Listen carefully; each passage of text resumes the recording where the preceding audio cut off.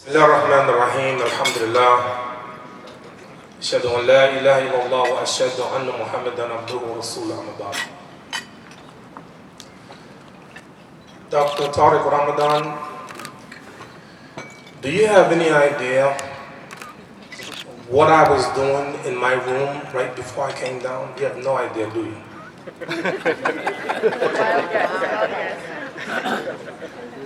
I had an argument with myself. Donald Trump isn't the only one with multiple personalities. I'm serious. I was arguing with myself.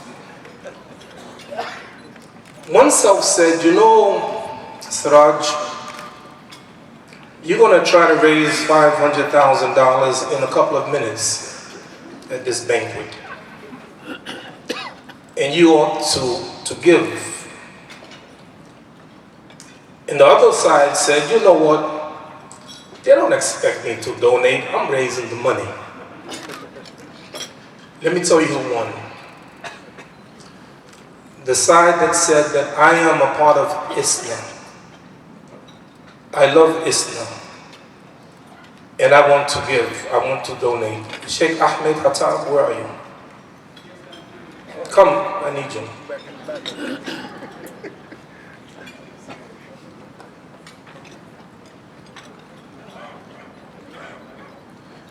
We don't, in my opinion, we don't have the right not to give. ISNA has provided a platform of so many scholars and speakers. I have learned so much over the years coming from ISNA. I used to take buses around the country. Wherever there was a conference, ISNA conference, I was developing my Islam. And I learned, I sat down and I learned from these various scholars.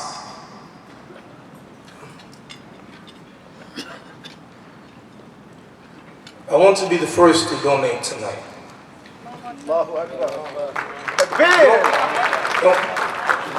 Don't say it. You better find out how much I gave first. I want you to open it up and I want you to count it in front of everyone. This is my donation to Islam. Take it out and count it and tell them how much it is. Okay? Count it.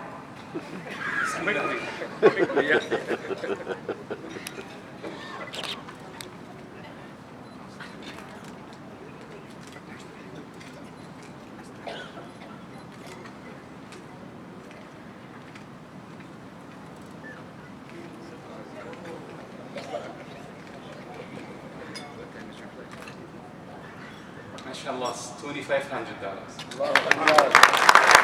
Now, stay close, I'm going to bring it up again. $2,500 may not seem like a lot to you, but it is. I have to figure out how to tell my wife.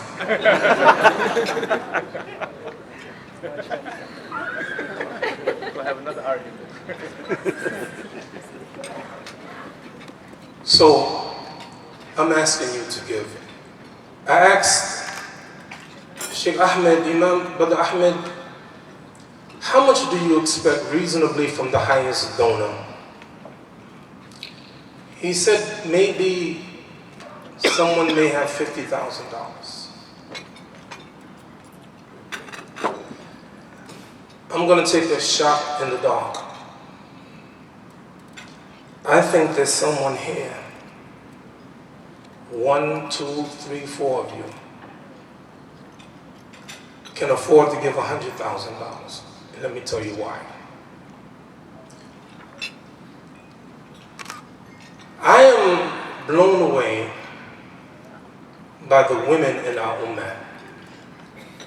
There's Sister Linda, one of my favorite people in the whole world. She already knows that. No, that's true. She's a warrior from Brooklyn. Let me tell you why I said that. Why am I saying $100,000? Linda, when you were in Philadelphia speaking, I was in London. 3 o'clock in the morning, I listened to Michelle Obama give that magnificent speech. And the thing that she said that touched me, she said, in our household, when they go low, we go high. $100,000. You know the first time I voted in my life? Dr. Jamal, have any idea? It was in the 90s. We had the first African-American mayor of New York City, David Dinkins, was the first time I ever voted. And we had a good relationship with the Muslims. He would invite me to his house. And one day I was having dinner at his house, and he shared with us an intimate conversation that he had with his wife Joyce. They had been married over 30 years. And when he became the mayor of New York City, he said, Joyce, aren't you honored that you married me, first African-American mayor of New York City, rather than that construction worker you used to be interested in? She said, Dave, had I married that construction worker, he would have been the mayor of New York City.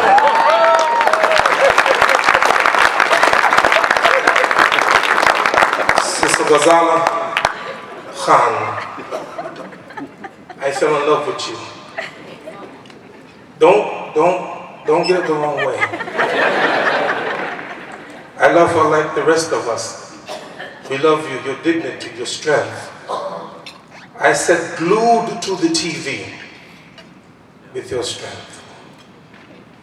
Why $100,000? Because I want to tell you, Ahmed, come here. I'm going to come.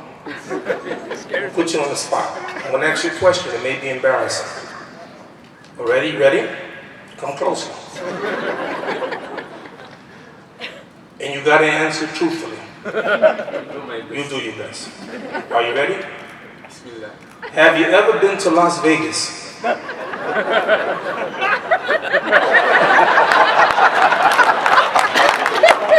Yes, get out of here. Get out of here. I don't want no explanation. We don't want no explanation. I know. Go. Wait. What happens in Vegas? Vegas. Let me tell you why I said that. As you know, that there are many masjids in Las Vegas. Yes. You visit them. Oh yeah, the masjids. The next time you go to Las Vegas, I want you to visit Masjid Ibrahim. Masjid Ibrahim is famous because there's a woman there who didn't want a fundraiser, but she wanted to build a masjid. So instead of having a fundraiser, she's a pharmacist, she invested in real estate. So instead of having a fundraiser, she went in her own pocket and paid $3 million to build the masjid, the first American Muslim woman in America to build a masjid by herself. If she can donate $3 million,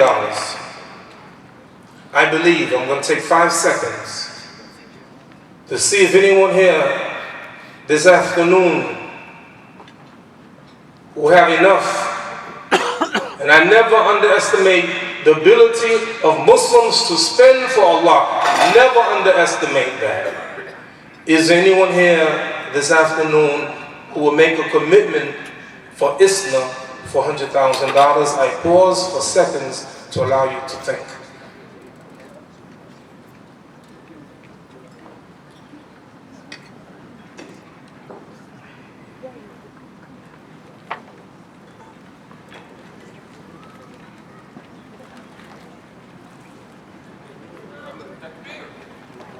Assalamu alaikum. Yes, we have one? We have one? Allahu Akbar. May Allah bless you. The best of this life and the best of the hereafter. Say Ameen. Dr. Khalid Iqbal from Kentucky. From Kansas. From Kentucky. From? Kentucky. Kentucky. Allahu Akbar. May Allah bless you, brother. Subhanallah. If I were there right now, I would kiss you. Therefore, Ahmed will kiss you on my behalf. Outsource the kiss. $100,000 is good, but you know what? Wallahi, I feel that there's someone else here today who have the ability, who know what ISNA has done and meant for them and their family, for America. I believe there's some Muslim here today say, you know what, I can match my brother and I will give a donation of $100,000. Anyone here this afternoon to match my beautiful brother from Kentucky? I pause for a moment.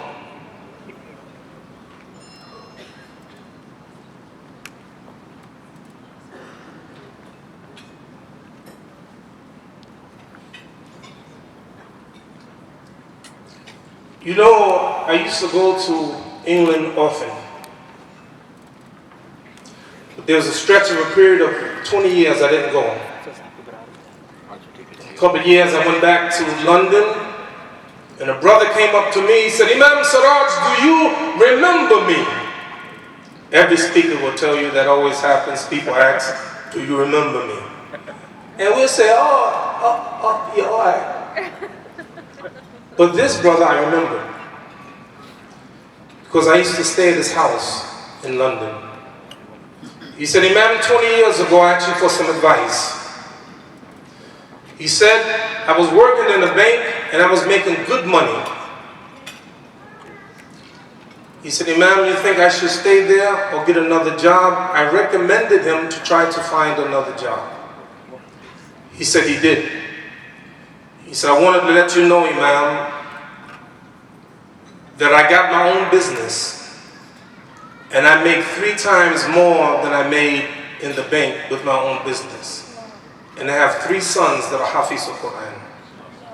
The reason I say that is that it's places like this, the ISNA conference, where we are motivated, inspired by our teachers. Last call.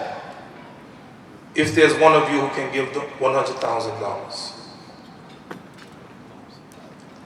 Type. What are you saying? What are you saying? Wait a minute. What are you trying to say? I want to say that there's another gift of $100,000. What? We take 3,000 every year. Another $100,000. May Allah bless them, the best of this life and the best of the hereafter. Say Ameen. I was going to stop at that, but you know what? I feel greedy now. You know, you can't please these guys from Brooklyn. All right, one more person. I feel that one more person that make a commitment of $100,000. One more. And by the way, our guest speaker, our keynote speaker, Ibrahim Rasool, I told him today, wallahi, I love him. The moment I met him, I loved him. And alhamdulillah, he's done Jummah khutbah at my masjid and trying to bring him again. And everywhere I go, I mention about him for my sincere love for him. Every country I go to, I tell the people to invite him. And so he's going to be our keynote speaker. And really, just for a couple of minutes and then I finish. I don't take long, I don't do long fundraisers, period. Last call, one more $100,000. Fine. I go back to the original $50,000. You here are the backbone of Islam.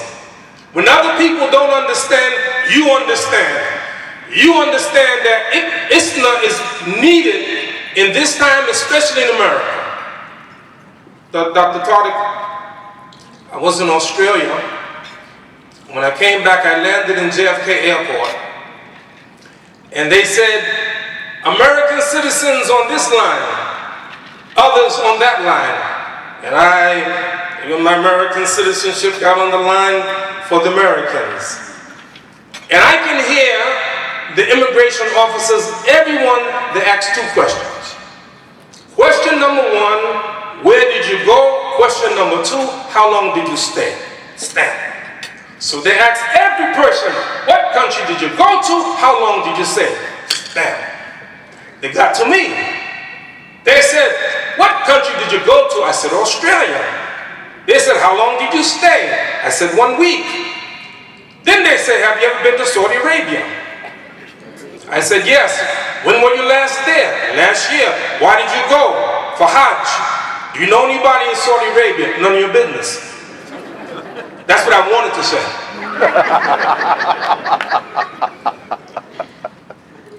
But ISNA is an organization that helped to fight against that. But it takes money. How many of you will make a commitment for 50?